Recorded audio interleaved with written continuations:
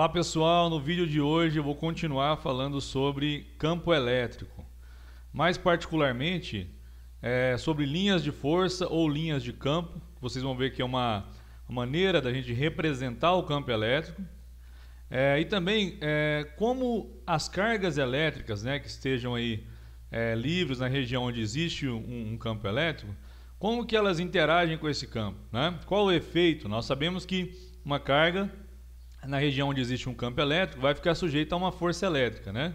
E qual que é o efeito, no movimento dessa carga, por exemplo, né? Se ela estiver inicialmente parada, inicialmente em movimento numa direção definida, como é que essa interação vai se dar e quais serão os efeitos? Então é isso que eu vou tratar com vocês hoje, né?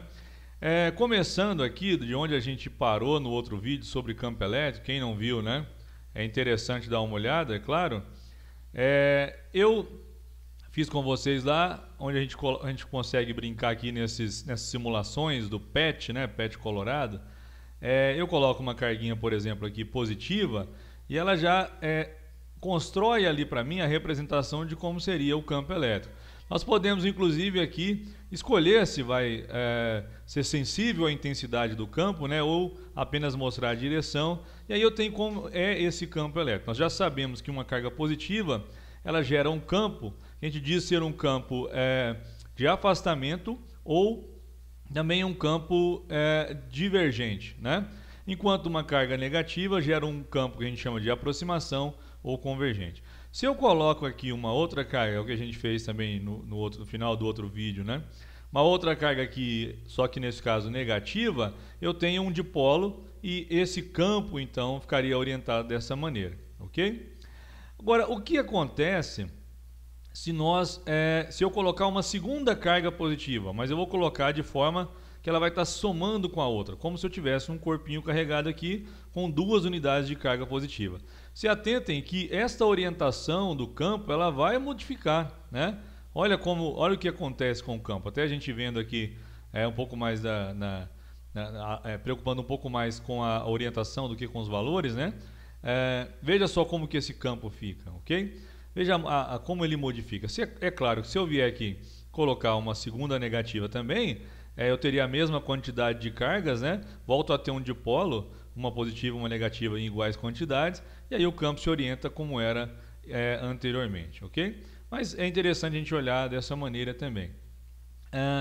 Nós vimos no outro vídeo, mas repetindo, né? Quando eu tenho duas cargas de mesmo sinal, o que acontece? A gente vai também falar um pouco sobre isso, como que essa orientação é sensível a estes detalhes. Mas o que eu quero me ater aqui, como eu disse no início do vídeo, nessa questão da representação do campo elétrico. Como que é o campo elétrico em cada ponto, né? É claro que aqui nós estamos falando do campo elétrico resultante. Até quando eu coloco um sensor aqui, por exemplo, ele está me mostrando o campo resultante, não o campo gerado por uma ou outra carga, mas o campo gerado pelo conjunto, né? Pelas duas cargas que estão dispostas aqui para a gente, né? Nesse caso aqui já ainda estava com duas, né? Mas ó, a orientação do campo também. Ó, veja como é sensível, né? Ao tipo de carga, ao sinal da carga, a posição em que eu coloco, mas esse sensor ele está me mostrando o campo resultante. E as linhas de força ou linhas de campo, elas nos auxiliam nisso também, né? Segundo reza a lenda, né? Segundo conta a história, Michael Faraday ele desenvolveu ele teve deficiências, né, na sua formação. Ele não teve uma formação convencional. Ele se educou, né, lendo os livros que ele encadernava. Ele trabalhou como encadernador e isso não impediu que ele fosse um dos cientistas mais importantes, principalmente experimentais aí, né? Eu gosto muito da figura, né, de tudo que o Michael Faraday contribuiu para a física, para a ciência, para a química também, né? Então é uma pessoa que é muito interessante a gente olhar a biografia dele. E uma das contribuições foi em desenvolver essa representação para o campo elétrico através do que a gente chama de linhas de força ou linhas de campo. Observem que essas setinhas estão aqui orientadas de uma certa forma, que eu vou falar um pouco melhor na apresentação, e depois a gente pode voltar aqui, mas tem mais coisas também para a gente avaliar nessas simulações, ok? Vamos dar uma olhada aqui então em uma apresentação onde nós vamos falar um pouquinho mais sobre essas linhas de força ou linhas de campo elétrico, né? Então os dois nomes que vão aparecer aí para a gente. Então essas linhas de força, elas são, como eu já comecei a dizer, uma forma de a gente representar o campo gerado ali em torno de uma carga e como que se dá esse campo, né? Como que, quais as características desse campo elétrico em torno de uma carga ou de uma distribuição de cargas. Então ela me permite representar o campo elétrico. Então veja, nós já vimos figuras parecidas, né? Quando eu tenho uma carga positiva, essa carga positiva ela gera um campo aqui de afastamento ou divergente. Então essas linhas desenhadas aqui já são, né, já agora a gente pode dizer isso, uma maneira de escrever, de representar esse campo que a gente chama de linhas de força ou linhas de campo. Quando a carga é negativa, estaria orientada dessa maneira, né? E aqui nós temos uma imagem, uma foto tirada de um experimento, onde, claro, não dá para dizer, né, se essa carguinha aqui é positiva ou negativa, sem estar olhando lá na fonte, é claro. Mas aqui nós temos, isso aqui são sementes de grama num óleo rícino. Quando você liga aqui uma tensão, ou seja, transfere carga para esse ponto, ela funciona como uma carga pontiforme. E se vocês observarem, nós temos a orientação como se fossem linhas aqui, ó.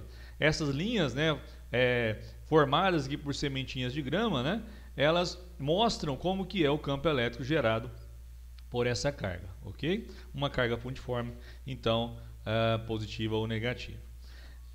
Se nós tivermos, né,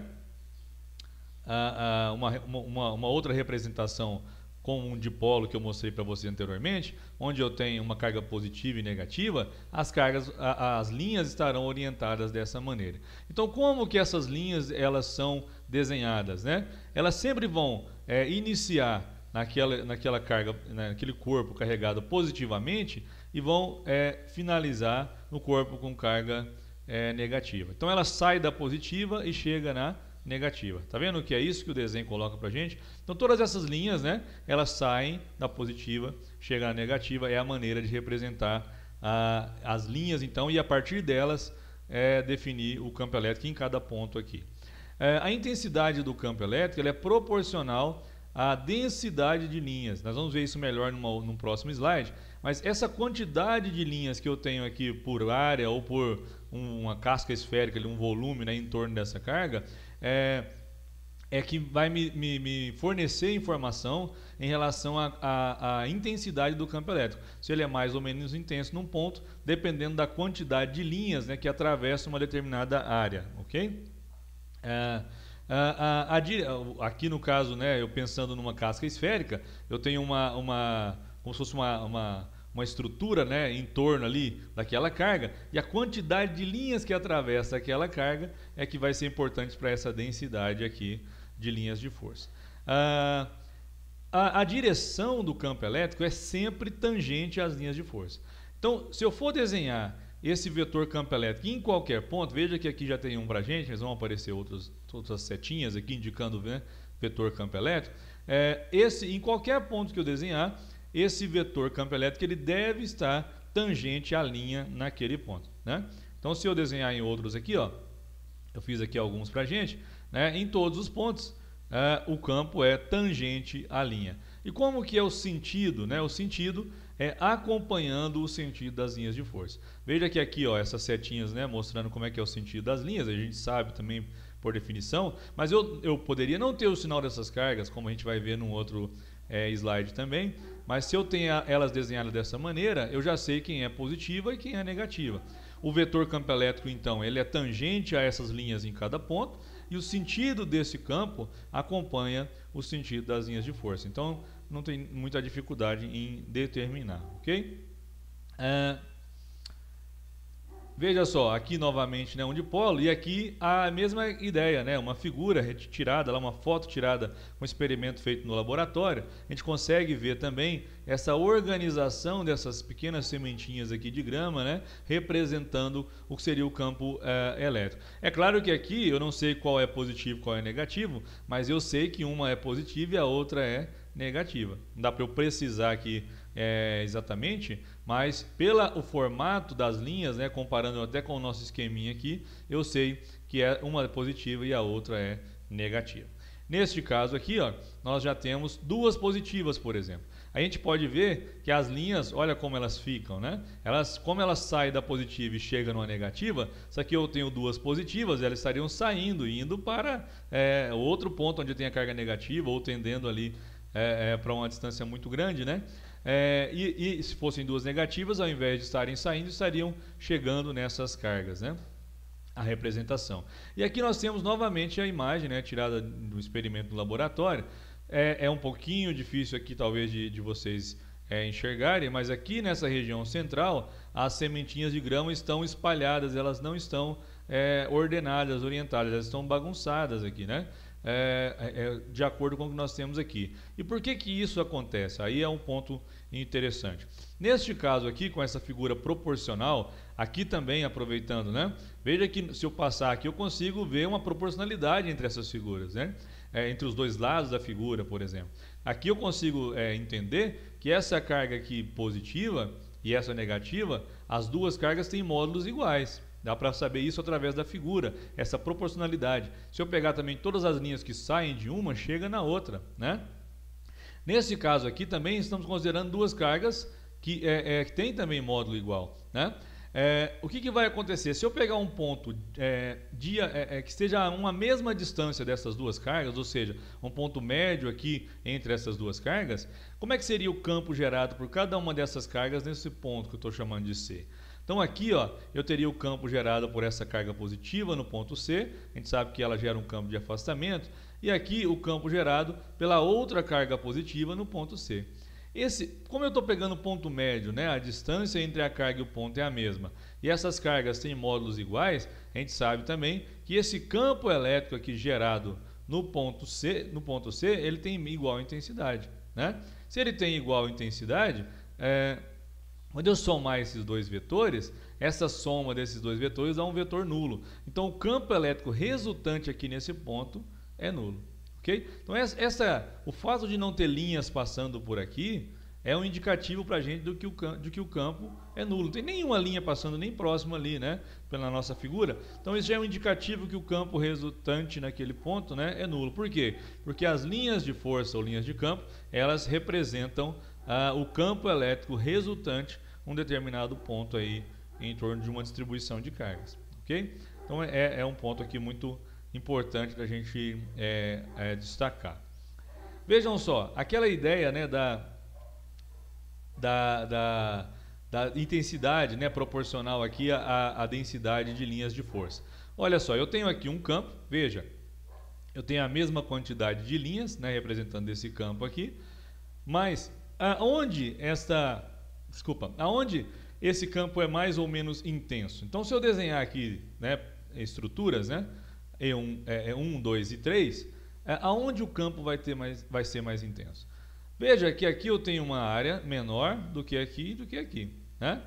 Se aqui eu tenho uma área menor e por essa área está passando a mesma quantidade de linhas de campo, né, que passa por essa e passa por essa, a densidade aqui é maior, né? Eu tenho uma área menor e passo uma quantidade de linhas, né, maior, né, em comparação à área das outras, né? Deixando isso um pouco melhor. Aqui passa a mesma quantidade de linhas que passa em 2 e em 3. Só que 2 e 3 tem uma área maior do que 1. E 3 tem uma área maior do que 2. Então a densidade em 1 é maior do que a densidade em 2, que é maior do que a densidade de linhas em 3. Consequentemente, o que eu disse lá no slide anterior, ou 2 atrás aí, né, é que a intensidade do campo elétrico é proporcional à densidade de linhas de força, ou densidades de linha de campo, né? Então, o campo elétrico na região 1 é maior, né, é mais intenso, né, do que o campo elétrico na região 2, do que o campo elétrico na região 3. Estão vendo? Então, só analisando, né, essa quantidade de linhas que atravessa ali uma determinada área, eu já consigo dizer, né, se esse campo é mais ou menos intenso. Tá ok? Aqui também, ó, aqui é até melhor, porque aqui eu tenho um detalhe, né, diferente, mais coisas para a gente explorar, Inclusive, já caiu questões aí em diversos vestibulares, né? Só abordando figuras desse jeito, por exemplo, na Unicamp, que inclusive eu acho que essa figura, se eu não me engano, foi tirada da prova da Unicamp, né? Ou muito próximo disso. E tá lá, né? Qual é o sinal de Q1? Qual é o sinal da carga 1? Qual é o sinal da carga 2? Então vamos pegar aqui por enquanto. Olha, se as linhas estão saindo lá da carga que está chamando de 1 e estão chegando na carga que estou chamando de 2, se está saindo da carga 1, então essa carga 1 só pode ser o quê? Positiva, né? Então se está saindo da carga 1, essa carga 1, vamos até olhando aqui com calma, né? E essa carga 2 é negativa. Qual das cargas tem maior módulo? Dá para a gente saber isso também? Qual das cargas tem maior módulo? Olha, aqui também fácil a gente determinar isso.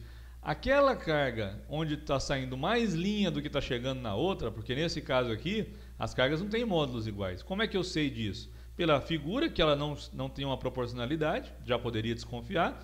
E também isso, ó, a quantidade de linhas que está saindo dessa carga 1 é diferente da quantidade de linhas que está chegando na carga 2. Então a carga 1 ela tem módulo maior do que a carga 2. Tá vendo? Então isso já é outra coisa possível da gente concluir aqui através da figura apenas, né? Próximo de que carga a intensidade do campo elétrico é maior? Ou aonde o campo é mais intenso? Próximo de que carga, né? Bastaria eu desenhar então aqui, ó, duas áreas aqui. Logicamente que nesse caso eu peguei duas áreas iguais, né, em torno dessas cargas, e veja só, a quantidade de linhas que está passando por essa área, estou pensando aqui como se fosse uma casca esférica, lembra aquela ideia, né? Uma casca esférica ali, uma esfera oca em torno daquela carguinha ali pontiforme, né? A quantidade de linhas que está atravessando essa área é maior do que a quantidade de linhas que está atravessando essa área. Então, o campo elétrico próximo da carga 1 é mais intenso que o da carga 2, próximo da carga 2. Ali a mesma distância, obviamente, pensando só no campo gerado ali por esse sistema. E veja também, já poderia imaginar isso pensando, né, ou a partir da conclusão da anterior aqui, quando a gente concluiu que Q1 tem um módulo, né, a carga tem um módulo maior do que Q2, ok? Então é bem interessante aí o que dá para a gente analisar, avaliar em relação a esses problemas. Outra propriedade muito importante mesmo é essa aqui. Veja só, isso aqui a gente vai provar por redução a absurdo, né? Imagina que eu tenho um ponto A aqui e nesse ponto a gente teria duas linhas se cruzando, né? Geradas por uma mesma carga, campo elétrico gerados por uma mesma carga ou um mesmo sistema. Veja, isto é impossível. Por que isso é impossível? Porque se eu tivesse duas linhas cruzando aqui nesse ponto A, eu estaria dizendo que nesse ponto A eu tenho dois vetores campo elétrico resultante, E1 e E2, e claramente esses dois vetores eles são diferentes, porque eles têm direções diferentes, por exemplo, né? Então, duas linhas de força, ou as linhas de força, nunca se cruzam num ponto, né? Porque isso significaria que naquele ponto eu tenho dois vetores campo elétrico resultante, o que não faz sentido. As linhas elas são para representar como é o campo elétrico, né, o vetor, o campo elétrico, ou nos auxiliar, né, a determinar o vetor campo elétrico em torno de uma distribuição de cargas, ok? Então elas nunca se cruzam num determinado ponto ali em torno ou próximo às cargas, ok? E aí agora vamos para o céu, né? O céu é o campo elétrico uniforme, né? Tudo que é uniforme é sempre muito bom, né? Quando eu falo em algo uniforme, a gente pensou, opa, alguma coisa ali que vai se conservar, algo que é constante, e é isso mesmo, né? E no campo elétrico aqui não é diferente. Quando a gente fala no campo elétrico uniforme, o que é o campo elétrico uniforme? Eu teria aqui duas placas, né, carregadas, uma positivamente e uma negativamente. Aqui eu tenho as linhas de campo, né, ou linhas de força, saindo da placa positiva e chegando na placa negativa. E eu quero avaliar como que é o campo elétrico em vários pontos aqui.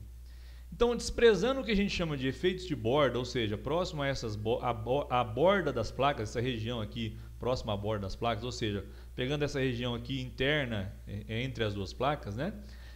Todos os pontos estarão sujeitos a um mesmo campo elétrico. Então, campo elétrico uniforme. O vetor campo elétrico é o mesmo em todos os pontos. Ou seja, qualquer ponto aqui, o módulo ou a intensidade do campo elétrico, a direção e o sentido são os mesmos em qualquer ponto. É claro que isso só é verdade quando eu estou falando do campo elétrico uniforme. E tem várias aplicações, né? Aplicações práticas disso aí, nos dispositivos. Inclusive você pode até relacionar isso aqui com capacitores e entender o funcionamento de um teclado de computador, por exemplo, né? Quando você varia a distância, isso aí. Então a gente já aí relacionaria com capacitância ali, plaquinhas carregadas. Então tem muitas aplicações práticas disso aqui também, ok? E como é que se daria, ou como é que isso seria, implicaria, né, no movimento de cargas? Então, se eu penso que eu tenho aqui uma carga positiva, a gente tira uma foto, claro que ela não ficaria assim, mas eu tenho uma carga positiva na região onde existe um campo elétrico. Ou eu tinha ali uma carga positiva parada, né, até mais legal de pensar assim, e foi ligado a um campo elétrico. Então, se eu tenho um campo elétrico, e nesse caso aqui, ó, eu estou querendo dizer que esse campo é uniforme, até faltou ressaltar ali, mas é bom que a gente fala agora, né? Um campo uniforme se caracteriza também porque as linhas de força ou linhas de campo são sempre paralelas e igualmente espaçadas. Então, uma característica do campo uniforme é que essas linhas de campo ou linhas de força são paralelas e igualmente espaçadas. A distância entre as linhas é sempre a mesma, tá? Então, aqui é um campo uniforme também. Então, quando essa carguinha aqui sentiu ali a presença do campo elétrico, ela fica sujeita a uma força, como nós já vimos, né? Uma força elétrica, chamei de FE aqui, só F, tanto faz isso aí, mas é uma força de natureza elétrica, né? Devido à ação dessa força elétrica, ela estando aqui livre para se mover, o que vai acontecer? Essa carga vai ser acelerada e vai embora ali, já que ela estava inicialmente parada, estamos pensando assim, vai embora ali na direção com que a força acelerou essa carga, né? Agora, se eu tivesse uma carga negativa e é ligado a esse campo, o que vai acontecer? Nós sabemos que uma carga de prova negativa, a força e o campo têm sentidos opostos, né? Então, a força elétrica estaria orientada para o outro lado, enquanto o campo acompanha aqui a orientação das linhas de força ou linhas de campo, né? E aí eu tenho a carga elétrica negativa acelerada nessa direção. E aí ela também, estando inicialmente parada, vai embora ali acelerada, ganhando velocidade, né, naquela direção, ok? Então isso que aconteceria se eu tivesse cargas em repouso, ligo um campo, qual vai ser a ação? Elas estando livres para se mover. E nós podemos relacionar isso com a segunda lei de Newton, né? Vocês se lembram lá que a força resultante é massa vezes o vetor aceleração, né, o vetor força resultante. Então eu posso escrever em módulo aqui, massa vezes aceleração, e a força elétrica, a gente sabe que é o produto do módulo da carga pela intensidade do campo. Então, se eu isolar aqui, ó, a gente vai usar isso aqui, por isso que eu estou escrevendo, a gente poderia isolar, por exemplo, a aceleração, aí eu tenho que Q vezes E, que é força elétrica dividido pela massa. Então, a força elétrica, nesse caso, ela está desempenhando o papel aqui para a gente de uma força resultante, né? E se eu tiver agora uma situação desse jeito, né? Guarda ali na memória aquela questão, depois a gente vai voltar, mas se eu tiver agora uma situação dessa maneira aqui, eu tenho uma carga, ela está inicialmente em movimento, só que fora da região onde existe o campo. E aqui, do jeito que está o desenho, essa carga, a velocidade dela é toda na direção horizontal, vamos chamar de um Vx, né? Toda na direção horizontal, pensando que eu tenho aqui o Y na vertical e X na horizontal, posso chamar aqui de Vx então. Ela vai entrar ali e veja que já tem aqui para a gente a trajetória que ela vai descrever até sair ou chocar com a placa ou sair da região do campo sendo desviada, né? Mas se eu pegar um ponto aqui intermediário, o que eu tenho? Ó? Aqui eu não teria, meu campo elétrico está orientado para cima, consequentemente, se eu estou falando de uma carga negativa, ela estaria orientada para baixo.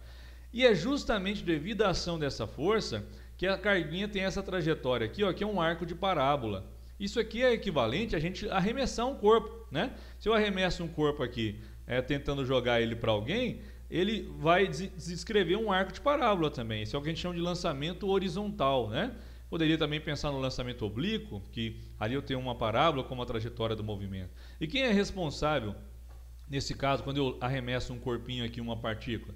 Pensando que a gente pode desprezar a resistência do ar, né, dependendo da forma desse corpo, a única força ali responsável, né, por descrever aquela trajetória é a força da gravidade e a aceleração da gravidade, consequentemente. Aí a partícula que eu arremesso descreve um arco de parábola. Nesse caso aqui, quem é responsável, né? Pensando que a força gravitacional é muito, mas muito menor do que a força elétrica, apenas ela, né, seria responsável aqui, pensando também que é um corpo aqui com massa muito pequena, como um elétron, por exemplo, apenas a força elétrica seria responsável por descrever essa trajetória, ok? O que acontece? Como eu vou passar a ter, quando a carguinha entra aqui na região do campo, passa a existir uma força resultante devido à força elétrica, essa carguinha ela vai ser acelerada na direção vertical, ou seja, a velocidade na vertical, que inicialmente era zero, não vai ser zero mais aqui quando ela entra na região do campo. Então eu vou ter aqui o mesmo componente da velocidade que eu tinha antes, que eu estou chamando de Vx, mas agora eu tenho também uma componente Vy aqui na velocidade. Como não tem força, né, não tem aceleração na direção horizontal, essa velocidade Vx é a própria velocidade inicial, não modifica. Assim como acontece lá nesse exemplo do lançamento que eu dei para vocês, né? Então aqui eu tenho a componente Vy da velocidade e a componente Vx. E ela vai continua sendo acelerada, porque a força elétrica continua agindo.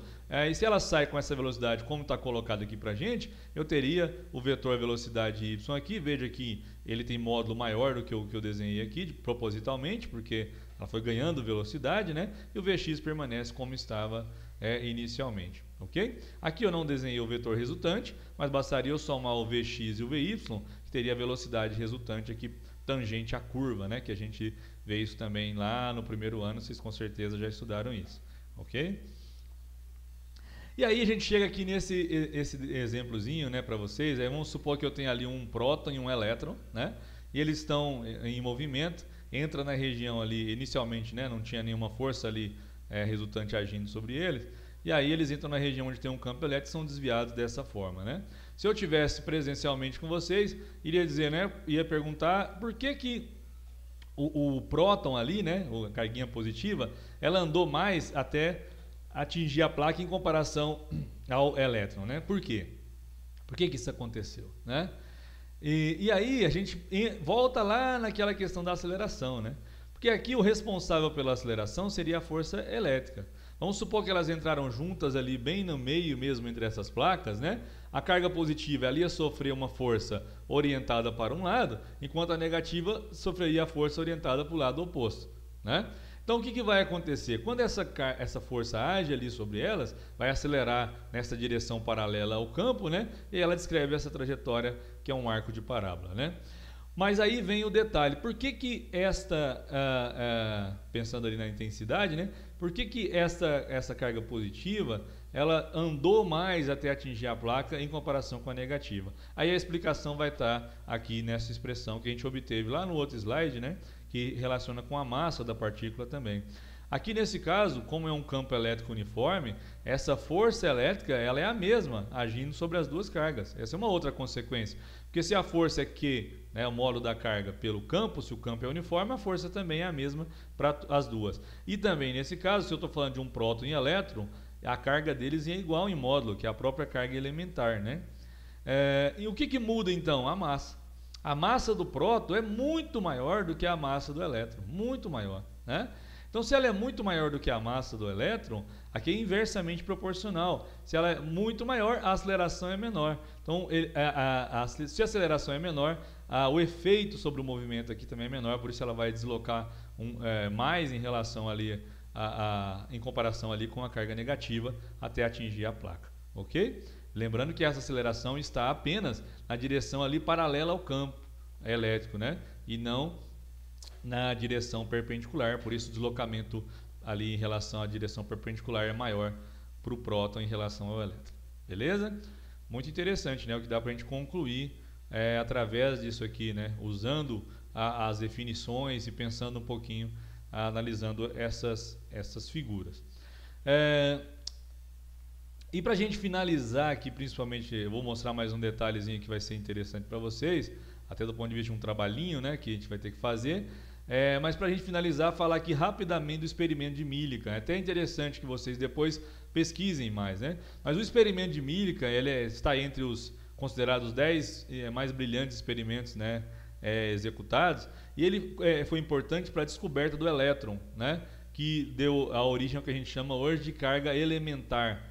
Okay? O que Millikan fez? Né? Ele construiu um dispositivo onde, ao borrifar aqui gotículas de óleo, né, apenas algumas dessas gotículas passavam através de uma abertura, de um orifício aqui nessa placa superior. E ele conseguia, ligado aqui a uma fonte, manter uma diferença de potencial, quando ligava lá, né, a fonte, entre essas duas placas, né? E aí ele ficava, tinha uma escala graduada no microscópio, por onde ele olhava aqui, uma fonte de luz, uma fonte de radiação para deixar essas gotículas, né, eletrizadas, e ele conseguia aqui isolar uma única gotícula dessa. E através do controle aqui da diferença de potencial, como a gente vai ver mais adiante, ele conseguia controlar a intensidade do campo elétrico. Consequentemente, se ele conseguia controlar a intensidade do campo, ele também conseguia controlar ali, ou pelo menos trabalhar com a intensidade da força elétrica, né? Porque ele não sabia ali quanto que tinha de carga, mas dava para ele verificar. E como é que se deu o experimento? Quando o campo estava desligado, as gotículas de óleo, né, muito pequenininhas ali, da ordem de microns, né, do comprimento de onda da luz, ele deixava as gotículas caindo, né? E só sobre o efeito da gravidade. Então, quando o campo estava desligado, não tinha força elétrica, as gotículas iam caindo ali e era possível medir esse tempo de queda através do microscópio e essa escala graduada presa a ele, né? E obviamente que muitas medidas foram feitas, né? E depois também, quando ele ligava a intensidade do campo, ele percebeu que ele conseguiria controlar ali, de modo que essas gotículas, ao invés de cair, elas subiam, né? E media também esse tempo de subida. Ou ainda poderia ajustar de modo que essa gotícula ficasse estabilizada, né? Ou parada, ou em movimento com velocidade constante, né? Então, através desse experimento, ele conseguiu, né, fazendo isso, obviamente, com grande coleta de dados e muito trabalho, obter a carga elementar. Ou seja, qual é a carga de um único elétron? Ele não saberia dizer ali, inicialmente, né, quantos elétrons que eu teria em cada gotícula dessa de óleo. Mas através da medida da massa e através de uma repetição de tomada de dados aqui, foi possível obter e calcular com uma boa precisão, vocês vão ver, a carga elementar. A carga elementar, né, que ele obteve foi 1,59 vezes 10 a menos 19 coulomb. Lembrando que a carga do elétron é isso, né, negativa, e a carga do próton é isso, positiva, né? Então por isso que é chamada de carga elementar. E também, nós já vimos isso aí anteriormente, né, é a menor porção de carga encontrada isoladamente na natureza, né? Vocês devem se lembrar de aulas anteriores que nós vimos aí. O valor hoje, para vocês terem uma ideia de como o trabalho deles foi muito bom, né? Isso foi lá no começo ali vai ter que pegar o ano exatamente, mas se não me engano, no final do século XIX, né? E aí depois o valor que nós temos agora, atualmente, né? Olha como esse valor ele é bom, como eles foram felizes, vamos dizer assim, né, nos resultados que obtiveram. Olha como hoje só refinou para o que nós conhecemos hoje para o valor da carga elementar, ok? Só fazendo uma correção aqui, no final do século XIX foi o experimento de Thomson, né, que culminou também na descoberta do elétron, né, na razão carga-massa, e no começo do século XX o experimento de Millikan com a determinação da carga elementar e, consequentemente, a carga do elétron, para a gente ficar tudo bem estabelecido aí. Vamos dar mais só uma olhadinha aqui em relação ao movimento de cargas também, no que nós temos aqui numa simulação, né? Deixe-me só engatilhar aqui para vocês. Olha, veja, esse aqui, inclusive, para os que são meus alunos aí no regular, né, eu vou colocar como uma atividade para vocês fazerem. Então, o que nós temos aqui, ó?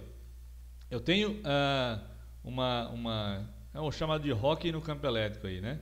Tem um discozinho com carga positiva e aqui o que seria o gol, né?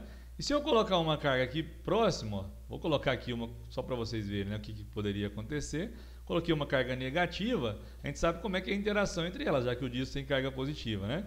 Se eu mandar iniciar, é claro que não vai funcionar aqui como deveria, né? Como a gente espera que aconteça, né? Então, nesse caso aí, não funcionou a minha estratégia para tentar fazer o gol ali. O que eu vou fazer? Pegar essa carga negativa, guardar ela aqui, vou reiniciar e vou pegar uma carga positiva, né?